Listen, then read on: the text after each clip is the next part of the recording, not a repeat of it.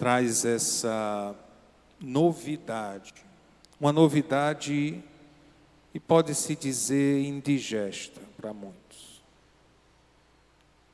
E para os judeus também foi. E para nós também se torna, temos o propósito de amar uns aos outros, e aqui Jesus coloca amar os inimigos e rezar por eles. Mas, diante de tantas coisas, isso se torna para nós uma situação desconfortável. Mas Jesus não veio para justamente dar mensagens confortáveis, vamos dizer assim, para nós. Ele veio para nos dar a graça de estarmos sempre unidos ao Pai, ou como ele termina esse texto, sede perfeitos como vosso Pai Celeste é perfeito. O caminho é um caminho para a perfeição. E se queremos ser perfeitos, esta graça nós buscamos somente em Deus, não segundo os nossos conceitos e atributos. E daqui percebemos que amar é um atributo de Deus. É Ele que nos dá a graça de amar. O próprio texto que hoje meditamos no nosso retiro quaresmal é um texto tirado da encíclica Deus Caritas Est, do Papa Emérito Bento XVI, e que fala sobre amar a Deus e amar o próximo. O Papa vai explicando cuidadosamente o que é o amor, o que é amar a Deus e amar o próximo. Amar a Deus primeiro parte do princípio que Deus me amou primeiro. Deus nos amou primeiro, como está na primeira carta de São João, né? Deus amou-nos primeiro. Ninguém jamais viu a Deus tal como Ele é em si mesmo. E contudo, Deus não nos é totalmente invisível. Ele não se deixou ficar puramente e simplesmente inacessível a nós. Ele se fez acessível nos amando. Ele tomou a iniciativa de nos amar. Então Ele nos amou primeiro. E este amor se fez visível e se faz visível, né? Porque Deus é presente sempre na nossa vida. Se fez visível, e isso encontramos na leitura bíblica, né? Ele se fez visível em Jesus, porque em Jesus nós podemos ver o Pai, como ele vai dizer a Tomé, né? A Filipe, né? Vai dizer a Filipe, quem me viu, viu o Pai. Por que tu pedes, queremos ver o Pai? Quem me vê, vê o Pai.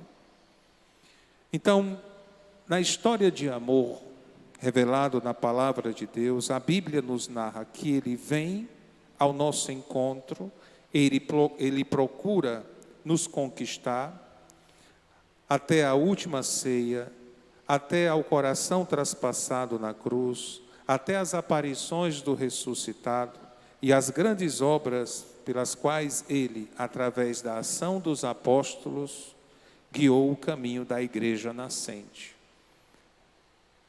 A palavra mostra que Jesus revela o Pai, revela a Deus.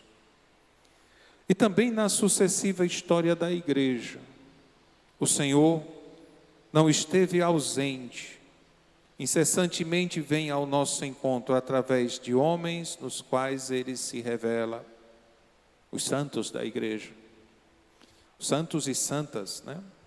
Então, através da sua palavra nos sacramentos, Deus se revela especialmente na Eucaristia. Na liturgia da igreja, o Papa vai dizendo que Deus se revela na liturgia, na sua oração, numa comunidade viva dos crentes, Aqui nós experimentamos o amor de Deus, nós sentimos a sua presença e aprendemos deste modo a reconhecer esta presença. Então Deus se manifesta, Deus se revela, e se revela nos amando, se revela na nossa vida, no nosso dia a dia. Ele nos amou primeiro e continua a ser o primeiro a nos amar. O Papa vai dizer que com isso nós podemos responder com amor. Uma vez experimentando essa graça, eu posso responder com essa graça, amar o outro. Então, o Papa vai também dizer que o amor não é apenas um sentimento. Os sentimentos vão e vêm. O sentimento ele pode até ser um motor inicial, né? Ou, como ele diz, uma centelha inicial. Mas ele não é a totalidade. O sentimento, aquilo que sentimos. Tem pessoas até que até deixam de rezar porque não sinto mais nada, não sinto mais aquela paz. Aquilo antes eu chorava, não choro mais. Ficaram presas a só ao sentimento. Só que não é só isso. Amar a Deus vai além de sentir. Se sinto ou não sinto, não importa, Deus me ama, né? Então, o sentimento não é a totalidade do amor, como diz. Mas a própria experiência do amor vai nos purificando, vai nos moldando, vai nos amadurecendo. O encontro com as manifestações visíveis do amor de Deus, diz o Papa Bento, né, 16, o encontro com as manifestações visíveis do amor de Deus, pode suscitar em nós o sentimento da alegria, que nasce da experiência de ser amados. Tal encontro, porém, chama em causa também a nossa vontade e o nosso intelecto. O que ele está dizendo? Está dizendo que essas manifestações do amor de Deus suscitam em nós, a princípio, esse sentimento de alegria, esse sentimento de ser acolhido, de ser amado. E age de tal maneira que vai trabalhar na nossa vontade e na nossa inteligência. Eu compreendo porque Deus me ama. E compreendendo esse amor, né, a minha vontade fica mais livre, uma vontade que fica mais dócil. Compreendemos até quando rezamos, seja feita a vossa vontade. A vontade de Deus se torna realmente o meu céu, porque compreendo o quanto eu sou amado por Ele. Ele realmente me amou e me ama, me amou primeiro e sempre me ama. Então, isto é um processo que permanece continuamente em caminho. Esse processo do amor de Deus em nós é contínuo, é um crescimento, não é nada estático, mas é algo que vai nos transformando, nos moldando.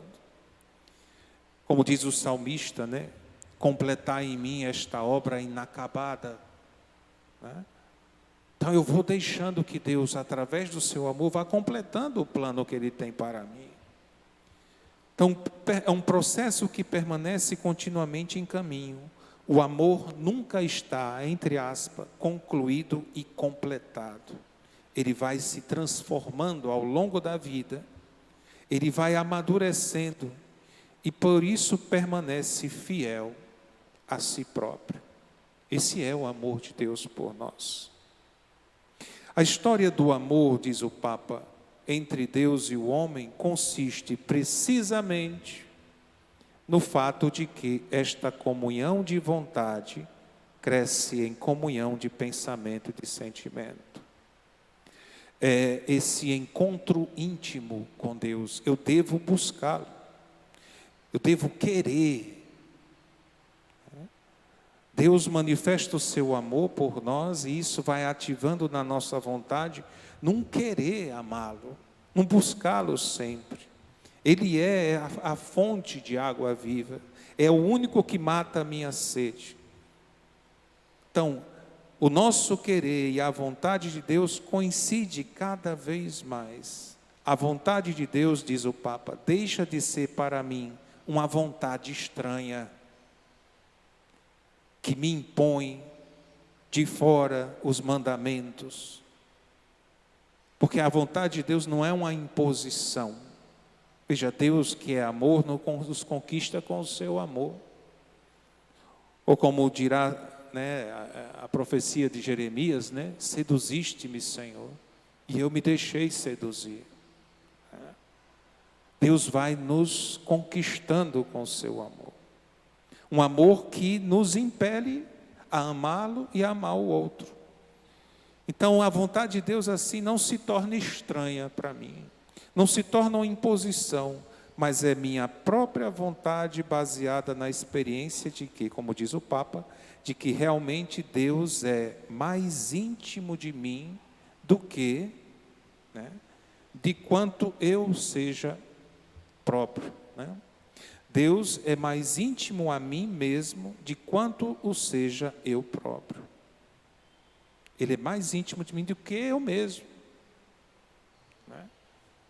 O amor de Deus, ele, por isso que sai de um sentimento e passa uma situação realmente em ato, concreto, real, palpável. Eu sinto, eu toco, eu vejo, eu experimento, eu amo. Isso se torna uma chama viva. Essas expressões, né, chama viva, uma água viva, tudo são expressões para que a gente entenda o quanto é real o amor que Deus tem por nós. E que ainda assim fica, de um certo modo, pobre diante da realidade do que Ele é, né? E que só entenderemos, né, no céu. Porque no céu é essa eterna surpresa do amor de Deus por nós. É Deus nos amando constantemente e nos surpreendendo com o seu amor. Deus assim se torna a nossa alegria. E aí vem o amor ao próximo, e até entramos no que fala o Evangelho. Quando Jesus diz que Deus aqui faz chover sobre os maus e os bons, faz cair a chuva sobre justos e injustos, Ele não está sendo injusto a nós, porque tem um que nos persegue. Porque também, como diz a própria palavra, Deus não quer a morte de ninguém, não quer a morte do ímpio. Ele quer que ele se converta. E conta justamente com essa nossa experiência do seu amor, que nos leva a amar como Deus ama. E a rezar por aqueles que ainda não tiveram a graça que eu tive, de ser amado por Deus, de entender o que é o amor de Deus. E que são levados por suas paixões, motivações iníquas, e que chega a nos ferir. Isso aqui não quer dizer que está justificando os atos, né, dos injustos, dos ímpios, dos impiedosos, dos malvados, não, está dizendo que reze pela conversão dele, porque ele também é filho de Deus. Um filho de Deus que não entendeu, né? Então, revela-se assim, diz o Papa, como possível, é possível o amor ao próximo, no sentido enunciado por Jesus na Bíblia. Então, amor ao próximo consiste precisamente no fato de que eu amo em Deus e com Deus. Quando eu estava lendo esse texto do Papa Bento XVI, dá para perceber mesmo que o amor não é um atributo nosso. Sem Deus nós não conseguimos amar. Diria até que até o próprio amor humano, ele encontra, isso o Papa vai dizer aqui também nessa carta, O amor humano encontra a sua perfeição somente no amor de Deus. O amor eros, o amor filia, encontra o seu sentido neste amor ágape, que é o amor de Deus. Então, eu amo em Deus e com Deus a pessoa que não me agrada ou que nem conheço sequer. O fato de amá-la é por isso. O fato de que Jesus aqui nos pede: amai os vossos inimigos e rezai por aqueles que vos perseguem, é assim. Eu amo em Deus e com Deus, com o olhar de Deus, com o olhar compassivo, com o olhar misericordioso dele, e rezo: Senhor, converte essa criatura. Para você ter uma ideia, acredito que nessa situação de guerra, o Putin é o caba que, não, é o caba que menos recebe oração hoje, porque está todo mundo com raiva dele, né? Mas é um homem digno de compaixão, de oração, pelo mal que está causando ao mundo todo, não só aquela região, mas está causando a ele. E antes de ficar e tomar partido de A ou de B, quem está certo, quem está errado, é rezar pelo homem, pela conversão do homem. O partido do cristão é Cristo, é Deus. A pessoa que não me agrada, o meu vizinho, alguém da família, rezar por ela, pedir, suplicar a Deus, fazer penitência por ela. Não é só uma oraçãozinha que não, é até fazer penitência mesmo. Ofertar as dores, ofertar as situações, ofertar o dia: Senhor, hoje eu vou fazer um dia de jejum pela conversão dessa criatura, deste meu irmão, desta minha irmã. Isso é um ato de amor que se faz. Antes de ficar criticando, falando mal, espalhando, fazendo maledicências, é joelho no chão. Então, isto só é possível, diz o Papa, realizar-se a partir do encontro íntimo com Deus. Isso é belo. Eu só vou encontrar realmente o sentido de rezar por aquele que me persegue na medida que esse sentido eu vou buscar no próprio Deus, na minha relação íntima com Ele, na minha intimidade com Ele. Para quê? Para que o Senhor me ame. E nesse amor Ele vai tirando todo o meu desamor, todas aquelas centelhas de raiva, de ódio, de vontade de ir lá dizer umas coisas para a criatura. É lá, diante, Senhor, me ajude. Senhor, essas pessoas me perseguem, caluniam, falam mal de mim. Tu me pede que eu reze por elas, então eu estou aqui para rezar por elas.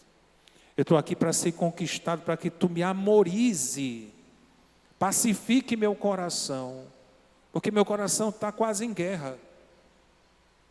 Então eu estou te pedindo, Senhor, faz. É nesse encontro íntimo com Jesus. É um encontro com um amigo. Tantas vezes, quando estamos em alguma situação, procuramos um amigo para pedir conselho: olha, me ajuda aqui, porque o que é que eu faço, não sei o quê. Jesus é o melhor conselheiro. Claro que os amigos assim realmente podem aconselhar, mas Jesus é o melhor conselheiro. E o melhor conselho está na sua oração pessoal, no seu encontro com Ele, onde ali você vai ser amado, vai ser conquistado, vai ser desarmado até.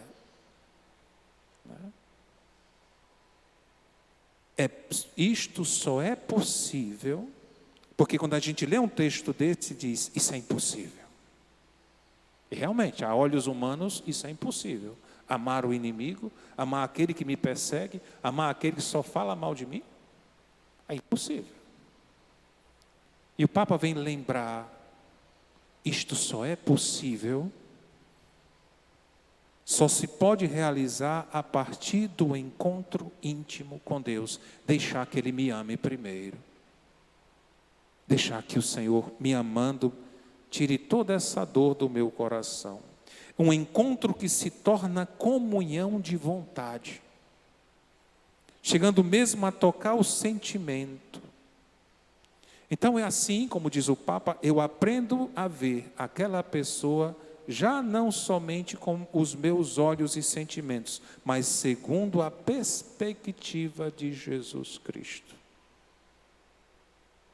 A gente tem dificuldade porque a gente olha mais as nossas justiças, a gente se acha justo, né?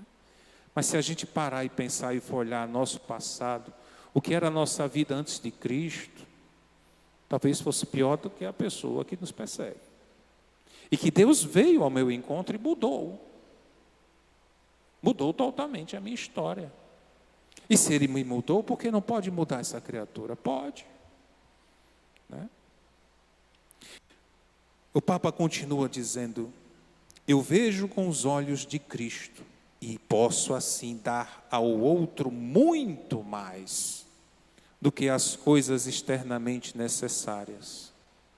Eu posso dar-lhe o olhar de amor de que ele precisa. Eu posso, em Deus, nessa comunhão com Ele, nessa intimidade com Ele, eu posso olhar até aquele que me ameaça com um olhar de amor que vem de Deus, que desarma a pessoa, né?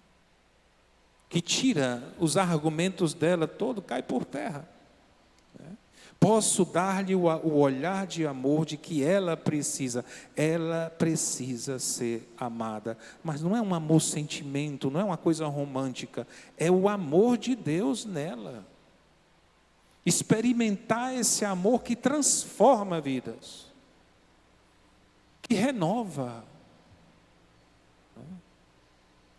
O amor de Deus renova, isso é real.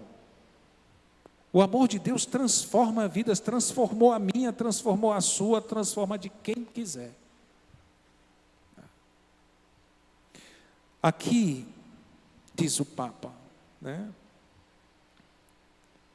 Uma coisa bem forte, né? Ele diz: se na minha vida falta totalmente o contato com Deus, eu posso ver no outro sempre e apenas o outro, e não consigo reconhecer nele a imagem divina. Como diz aquela cantora, né? A Paula Toller, os outros são os outros e só, né?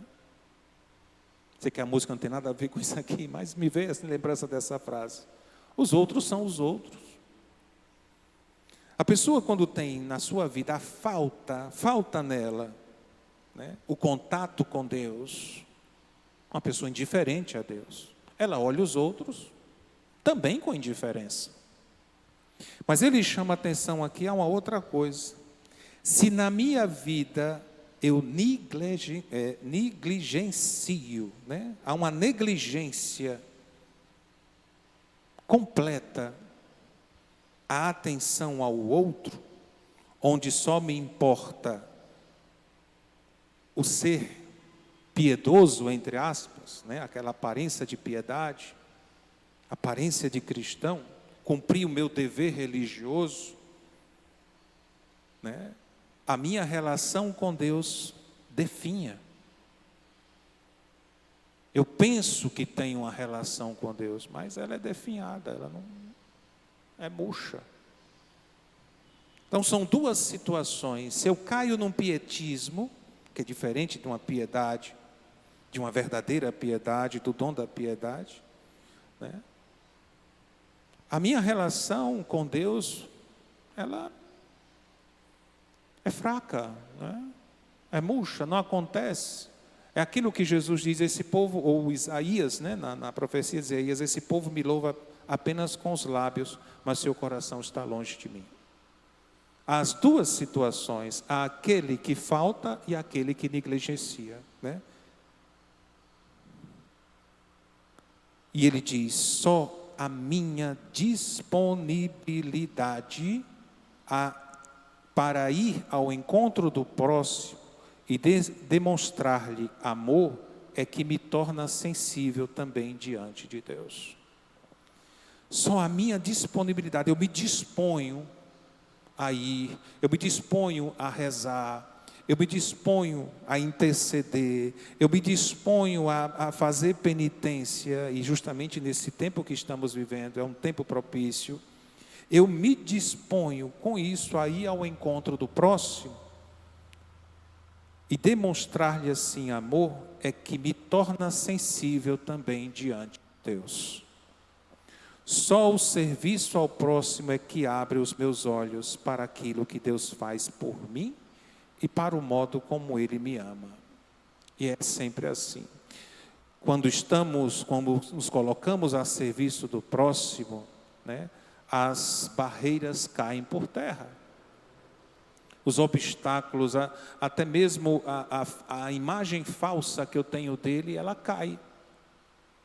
Porque no serviço eu conheço, nesse relacionamento eu sei quem, eu vou aprendendo a conhecer e vou aprendendo a amá-lo. E isso me leva a Deus.